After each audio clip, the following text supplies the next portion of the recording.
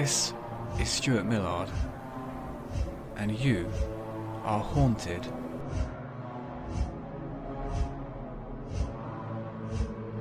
Thanks again for sending in your real-life ghost stories and experiences with the paranormal, which I'll be sharing.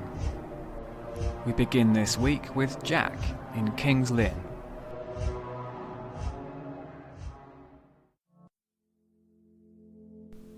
A couple of years ago, my dear old Nan passed away. As my parents now live in Spain, after the funeral, it was up to me to clear out her flat. There was 80 odd years of tat to deal with. Clothes and ornaments, newspaper cuttings of royal weddings, and for some reason, 3 separate copies of Pam St Clement's autobiography, The End of an Earring. Lugging boxes of stuff to the charity shop in the height of summer was tiring work, and by the time I got home, I'd have a right sweat on. I cooled off with a beer and Solero on the sofa, and the patio doors wide open. Of course, soon as you have a lolly, the wasps and that are all after it. Day after day, I ended up having to shoo the little blighters outside. By the end of the week, I'd finally got the last of the stuff bagged up from Nana's. Feet up, doors open, and I hear that buzzing again. I stand up to see this big fat bee. Didn't seem interested in me lolly, and was just doing laps around the living room. Then it lands on the wall right in front of me, and I get a good look at it. That's when I realise, it's the same bee. Bee I'd put outside the day before, and the day before that, back again. I've been having this feeling all week, like my Nan was with me. And at that moment, I realised I was right. Now until that day, I thought reincarnation was a load of old willy. I mean, why are they always Cleopatra and not some peasant who died of rickets and can't even speak English? Blokes who spend their days losing to 12-year-olds on FIFA, swearing they were Napoleon or Henry VIII. But this bee, God's honest, I just knew it was my Nan. When she was alive, she loved her soaps, and if I put them on, the bee would sit on the arm of the sofa like it was watching. It'd be flying up in the corner or buzzing on the window, but soon as the theme to Corrie started, it'd settle straight down in front of the telly. Nan used to enjoy Britain's Got Talent too, and though I don't normally watch it, I stuck that on to see what would happen. Everything was fine until Ant and Dec came on, and the bee went berserk, kept flying into the screen as though she was trying to sting Ant. I remember she'd gone right off him after that drink driving business. I think because my granddad loved the booze, and she always took against anyone who hit the bottle. When George Best went, she said, "Good," like he was Pol Potts or something. Still had her nightly sherry before bed, mind. Soon enough, my Nan, as a bee, was becoming a regular visitor, and I started leaving little bowls of sugar out for her. Though this did lead to an infestation of actual ants in the kitchen, I had to get some of that poison powder to get rid, which made me wonder if any of them used to be someone else in a previous life. But then you'd have to have been a real prick to have been sent back as an ant, so fuck 'em. It's weird, but I didn't remember her having any particular affinity for bees, though I went through her photos and found an old picture of her wearing a black and yellow stripy jumper. You probably don't get to choose. As the summer went on, she'd pop in most days, and I'd greet her with a, "Hello Nan, you alright?" And it was nice to have some family about the place. So you can only imagine how upsetting it was one morning when I was making a cup of tea, forgot myself for a second, and mashed her flat against the fridge with a packet of party rings. I tried to tell myself it was another bee. I mean, they're too small to get a collar on. Deep down, I knew it was her. Imagine knowing you just killed your own grandmother. I felt like I should be punished, but it's not like I could hand myself in down the cop shop. All I could do was put her in a matchbox, being careful not to touch the stinger, and bury her in the back garden. Supposedly bees don't live that long anyway, so maybe she was due. But then I thought, if she came back once, then why not again? After that, any fly or beetle or daddy longlegs, I'll let 'em run rampant. Even had a rat in here, although I had to put a trap down after it started chewing on wires. None of them seemed particularly like my Nan or anyone else I'd lost, but you never know. A blue bottle came in the other day when I was having a Tommy tank. Out of respect, I stopped what I was doing, just in case. Wonder what I'll come back as. A famous boxer, maybe. or a king. Yeah, I'd like that.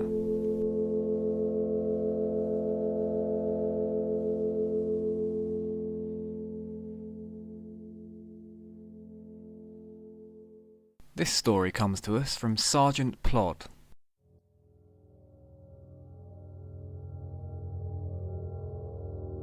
As you may have guessed from the name, I'm a policeman, and I've been in the force for over 20 years. In my time, I've seen a few things that would be relevant with your show.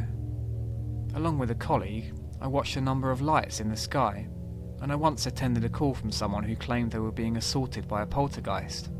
We assumed it would be a prank, but on entering the property, I personally witnessed a Lynx Africa gift set fly right past my head. And then there was the Moon Man, as we called him, one night in lockup. Perhaps I'll tell you about these in more detail some other time, but that's not why I'm writing in. These days, I've hung up the patrol boots and settled into a desk job. My role now entails going through CCTV footage. The internet's changed modern policing quite substantially, and nowadays, any decent security footage can be posted and shared around social media. Of course, this comes with its own problems. We've all seen the mugshots of wanted offenders that go viral because everyone's ripping the piss out of the shape of their head or how bad their teeth are. We once put up a picture of someone who'd absconded from high security prison, only to have over 2,000 comments about his forehead, many of which were reprinted in one of the tabloids under the headline, "Baldy Bandit Gets Roasted." This man had killed somebody with a crowbar. Aside from your official CCTV, a good percentage of people now have home security cameras of some description, either in their driveways or as smart doorbells or dash cams. I've seen all sorts. People nicking parcels off the doorstep, a delivery man filling a bag for life right up to the handles with diarrhea, but nothing compares to the night of November the 11th, 2017. In the weeks leading up to that date, there'd been a spate of burglaries in the local area. Most notable about these was that they all occurred in the early hours while the occupants were still at home, asleep. They'd wake up the next morning and realise things were missing. When I say things, I specifically mean cutlery. Every knife, fork and spoon, gone. Although nothing that was plastic, just the stainless steel. Everything else, valuables included, was left untouched, and there was never any sign of entry. The last thing is, every one of the victims reported they found their fridge had been opened, and the perpetrator had drunk some of their milk, leaving the container on the side. Word got around on local Facebook, and to start with, it became a bit of a meme, the milk bandits, with youths posting pictures of their mates with a white top lip drawn on and tagging us in it. But let me assure you, anyone who's gone through that found it no laughing matter. The thought that someone's been in your home uninvited, for whatever reason, it's such a violation. More cases were reported, and once it made the paper, people started getting paranoid, posting photos of teens in hoodies they'd seen lurking outside, and everyone quick to point the finger. But truthfully, we had no leads, other than noting that every property they'd broken into had a chimney. It wasn't a lot to go on, and we wouldn't get a break in the case until another one came in. Same deal as all the others. Cutlery all gone, milk drunk from, little drips of it left on the floor. They said they hadn't heard anything, but asked if we could check with their neighbour across the street, as they had CCTV. Sure enough, as I sat down and scanned through the tape from that night, they had caught something. The picture quality wasn't perfect, but whoever it was had set off a security light next door, so we finally got a pretty clear look at the suspect. I know this will sound mad, but I'm only telling you what I saw. Just after 3 AM, a man could be seen approaching from down the street before standing outside the victim's property. I use the term man loosely, as it must have been almost 9 feet tall. In fact, the top of its head was out of frame. It was wearing this long coat that came down to its ankles, and its shoulders and chest were incredibly wide, but with these thin, withered-looking limbs, legs that didn't seem like they were capable of supporting the top half, like a sparrow's legs. It didn't seem worried that it might be seen, and after a few moments, opened its coat and took out what I can only describe as this little man. To be clear, I don't mean a child or short person, or even a dwarf, and it wasn't one of those fellas that's halfway between like Ronnie Corbett. I mean, it was a little man, about 18 inches high, perfect adult proportions, and dressed in a green suit. The taller one squatted down and placed it on the ground. Okay, I thought, maybe it's a toy, an action man or something. But the way it moved was so alive, so complex in that way that humans are, only too small. I watched as it scuttled down the garden path and began climbing up the side of the house, scampering up the brickwork until it disappeared out of shot. The big one, he went round the back with this lolloping walk and emerged about 20 minutes later dragging a big sack, presumably filled with cutlery. I must have watched it about a dozen times, trying to get my head around what I was seeing. On first viewing, I told myself it must be a prank. As I say, everyone had been talking about the break-in, so maybe it was someone on stilts who got on hold of a monkey and put some clothes on it. You see that, don't you, in those documentaries about Americans? But there were points you could see its face. It was no monkey. I'm sure the whole thing sounds comical, but it put this cold feeling in my stomach that's never really gone away. It's that feeling that you've witnessed something you shouldn't have. I took it to my super, who said we could never release the footage, so it just got filed away. Meanwhile, the burglaries went on for another few weeks, until eventually petering out. Then last month, we had a call come in. It wasn't an emergency. They'd rung 101, one of those, I know this is silly and I don't want to waste your time, but said they got up one morning and a carton of milk was left on the kitchen floor, half drunk. Swore they hadn't done it themselves. I gave them a crime number, said we'd be in touch if anything came up. I looked the address up on Google Maps. Of course it had a chimney.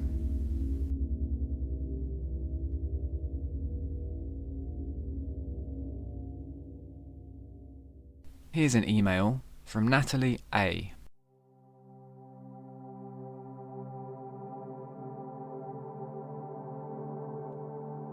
Let me set the scene. It's the mid-90s, a sixth form common room in the southeast of England, the last day of term before Christmas. Everyone's a bit giddy, a bit slap happy. Someone's brought in a six-pack of Skoll. There's a tin of mince pies. The cranberries are blasting out of the stereo. We're finding ways to amuse ourselves with the sort of games we played as kids. Chinese whispers, musical chairs, reenacting that scene from Aliens with a compass. Then one of us, we'll call him Phil because I can't remember his name, suggests that magic trick where someone sits in a chair and you lift them in the air with your fingers. We decide to give it a go with Kelly, as she's really small. First you have to try and lift her without the magic, only using 2 fingers like you're miming a gun. Didn't budge an inch. So someone puts their hand just above the top of her head, and one by one, we all add our own, each hand on top of the other. That's when you do the chant. Light as a feather, stiff as a board, light as a feather, stiff as a board. Everyone takes their hands away, and after 3, we try and lift the chair again. This time we get her about a foot off the ground, and everyone goes, ooh! It's then that Jason volunteers, because he's a big lad. First time we try lifting him, no chance. So we pile all our hands up again. I think it's meant to do with auras or something. But even after the chant, we still can't get him up. Must have only been a few seconds later, I hear Jason shouting, all panicked. I look up and see him stuck against the ceiling, horizontal and flailing like he's swimming. His face is pushed up against the tiles, and in the chaos he knocks a couple of them loose. We pull him down by his chinos, and as soon as his feet hit the floor, he becomes normal again. Nobody knows what happened, and by the time we go home, everyone's played it off like we must have imagined it or been drunk. I'd only had a couple of mouthfuls of lager. When we came back in the new year, he said over Christmas break, he kept waking up in the night, feeling like he'd fallen down onto the bed. Slept with a rucksack filled with textbooks until it stopped happening.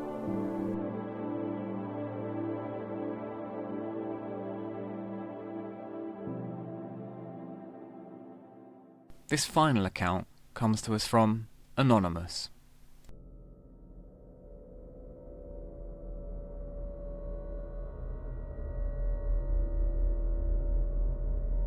The events of this email took place around 1979 in Birmingham, regarding a skinhead gang which terrorised certain areas of the city. I'm ashamed to say that I was a part of it. I wasn't a full-fledged member, as I was only 9 years old at the time, but my big brother was one of the ringleaders. We were latchkey kids, and rather than be sat at home by myself, he'd have me tag along with his mates. His mates just happened to be racist thugs. Let me be clear, this is a period of which I'm very much ashamed. I tell myself I was just a child, too young to know better, and I feel like I've lived a good life since. But the things I did still keep me up some nights. The things I saw. The gang was called the Bark Hill Boys, after the street where most of them lived. It was a disorganised crew, with many an evening sat around drinking cider and getting into occasional scraps with the local punks. The estate was our patch, including the multi-storey car park, where we'd spit or throw bottles at people down below. It was a bit of a rite of passage to do a slash off the edge while there was someone walking by. They'd always make like they were going to shove you off, but one of them would have hold of your coat, and you'd end up peeing all over yourself. But we did get up to other things. Some nights the BHBs would go out, bashing. Just roam the streets in this big pack, like wolves, until you found a victim, and everyone chasing them till they couldn't run anymore. Then we'd just kick their head in. I was always lagging behind, and initially I found the whole thing quite frightening, but still remember how they cheered the first time I put the boots in with my size 3s, lifting me up like I'd scored the winning goal at the cup final, while this poor bugger lay groaning on the pavement. My brother was so proud. Before I always felt he was a bit embarrassed by me, but the next morning he came back from the newsagents with a load of sweets, just for me, and we sat on the bed together eating them. Everyone else was in their late teens or early 20s. As well as my brother, the regulars were made up of Smudge, Charlie, Pete the Twitch, Average Paddy, Bobby Two Dicks, Razors, Catweasel, Fat Michael, and Spider. He was the leader. We called him Spider because when he got drunk, he'd walk about on all fours. I think most of the lads were just looking for something to do, but Spider really believed that the white man was superior, and that foreigners, as he called them, were taking over. He had this Nazi medal he was always taking out, that he said his granddad had taken off a dead German during the war, though I heard Fat Michael say that Spider bought it at a car boot. He wouldn't eat anything that wasn't British, and once slapped a packet of spicy knickknacks out of someone's hand because it was foreign muck. Personally, I was quite scared of him, and I think a few of the others were too. We all just did whatever he decided, which, given his views, often meant terrorising minorities. It was a racially diverse area, and even outside of our patch, the Bark Hill Boys were well-known troublemakers. Sometimes we'd march into what Spider called enemy territory, where he'd have us putting bricks through windows and generally causing mayhem until someone called the police or we got run off. One of the faces we'd bump into a lot was known as Black Wayne, to differentiate from a white Wayne we knew who worked in Woolies, but also because, to Spider and his mates, Wayne's colour defined him. Of all the foreigners, Spider hated Wayne the most, hated the way he showed no fear, just walking about getting on with his life. I remember we were all sat outside Paddy's house and we saw him cycle past, right through Barkhill Street. I don't even think he was trying to start anything, he was just going about his business, but Spider lost his rag. He knew he wouldn't be able to catch him, and he was so angry he made Pete and Smudger fight each other. It went on for ages. Spider and Wayne were around the same age, and I heard that the real reason he hated him was because Spider saw him getting off with a girl that had turned him down. One summer's evening we went in the beer garden of the local, and there he was. There'd been loads of aggro lately, and I thought it was all going to kick off again, but Wayne just said, "Alright boys?" all calm-like. He was sat with a group of lads we knew from around. Funnily, we knew a lot of the same people. Spider called them traitors and spat on the ground, and we just left. But then he had us crouching in someone's garden on the other side of the street, ducked under this hedge, waiting. It seemed like we were there half the night. Eventually, Wayne came out, said goodbye to his mates, and went off walking home, alone. That's when we gave chase. A dozen pairs of footsteps clattering against the tarmac. I couldn't keep up, and watched as they all disappeared into a tunnel up ahead. I stood catching my breath until my brother came running out, followed by the rest of the gang, with everybody scattering in different directions. He grabbed me by the coat, his eyes really massive, and shouted 3 words as we bombed it home. "Spider killed him!" About a week later, we were all stood on the embankment as Wayne's hearse went by. Half of them dropped their keks and moonied at it. I closed my eyes. Didn't want to see the coffin. Didn't want to see if my brother had his trousers down too. There was no sense of shame or remorse or fear of getting caught. If anything, they were buoyed by it. And every day we had to hear Spider describing exactly how he'd done it, acting it out while the others all laughed along. A few weeks go by and Paddy comes in all sick looking, leaning on the wall to keep himself upright. Says he's been at a party to score some weed and he's seen Wayne there, stood in the corner. Spider made some joke about how they all looked the same, but Paddy wasn't laughing. "Well, what was he doing then?" someone asked, and Paddy goes, "Just looking at me." Not long after that, others were swearing they'd seen him too. Staring Fat Michael right in the eye as he went by on the bus, or sat on the top of the slide at the park, or on the bench when they came out of the offie, like he was waiting.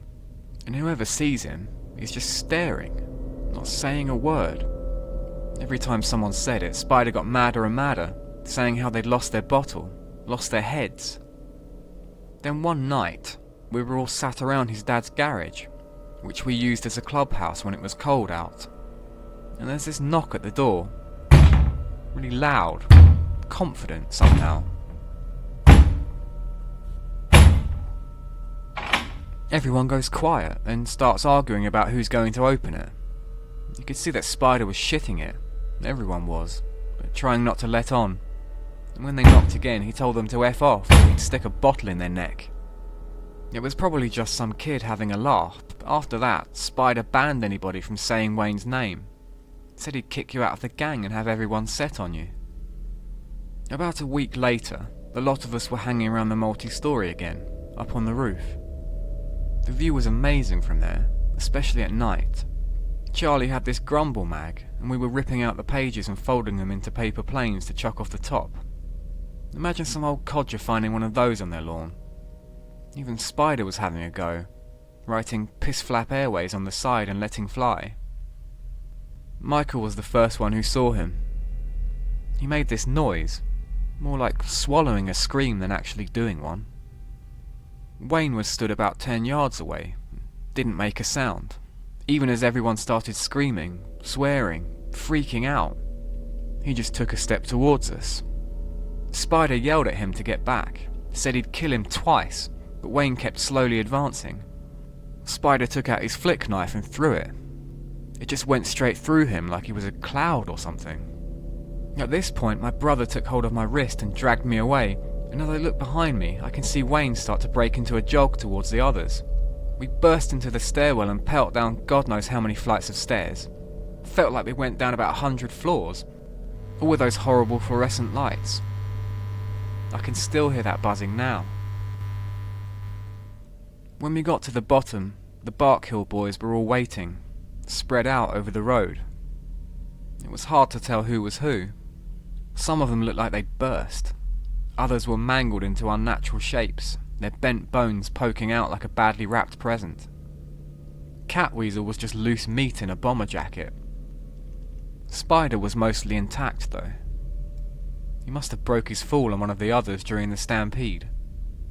But his dead eyes lay wide open, gazing blankly up at the roof. Sitting down to write all this, I suppose I could have asked my brother what he remembered, but we don't really talk these days. He's into his conspiracies now. Reckons Ringo Starr did 9/11. Doesn't like to think about the old days. It's probably for the best.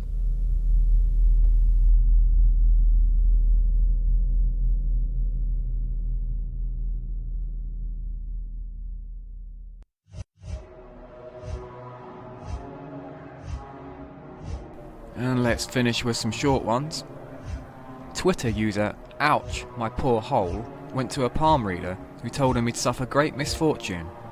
6 months later, he was arrested for assaulting someone in the chippy and got fined £120.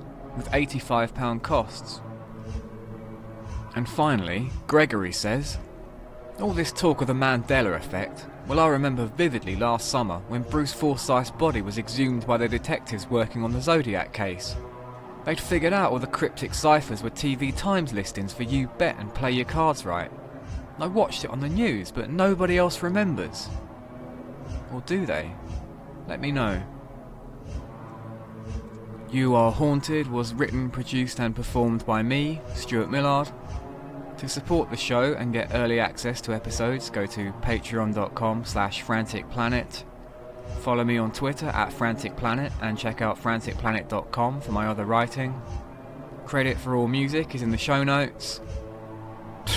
Bye then.